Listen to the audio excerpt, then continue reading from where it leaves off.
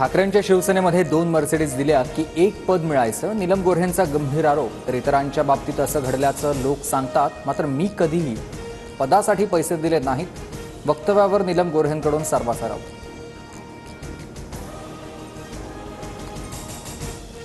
गुजऱ्या लोकांकडे मी लक्ष देत नाही, लाडक्या बहिणींना पैसे का मिळाले नाहीत हे मर्सिडीजचे आरोप करणाऱ्यांनी सांगावं। उद्धव ठाकरेंचा नीलम गोऱ्हेंवर पलटवार।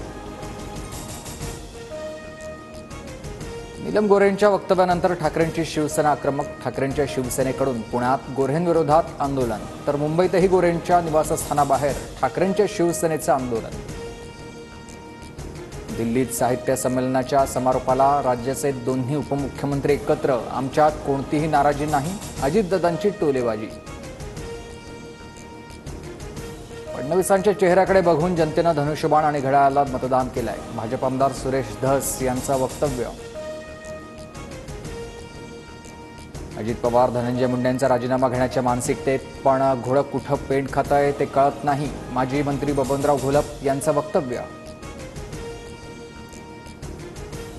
उदय सामंतांकडून ऑफर, रवींद्र धंगेकरांची कबुली, माझ्या डोक्यात अजून काही नाही, कार्यकर्त्यांशी बोलून निर्णय घेणार, शिवसेनेत जाणार असल्याच्या चर्चांवर रवींद्र धंगेकरांचं स्पष्टीकरण।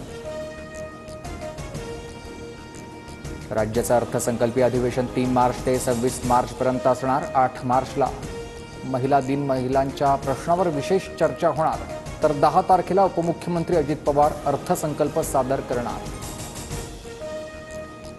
मध्य महाराष्ट्र, मराठवाड्यात आजपासून पावसाचा इशारा, होळीपूर्वीच उन्हाचा चटका वाढला। राज्यातील कमाल तापमानानं 40 अंश सेल्सिअसचा टप्पा गाठला।